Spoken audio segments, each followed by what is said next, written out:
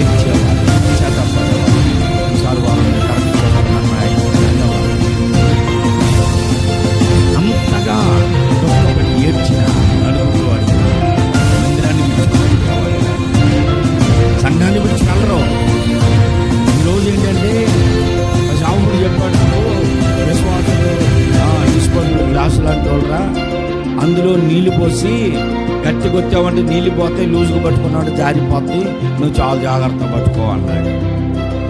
ఇప్పుడు ఎవరినన్నా సరే కొంచెం ఏదన్నా అసలు వాక్యం చెబితేనే ఇంటికి పోయిన తర్వాత ఏమంటారు, ఇలా పాస్టర్ గారు వాక్యం అంతా నా గురించే చెప్పాడు, చెప్పింది దేవుడు చెప్పాడు అంటారు.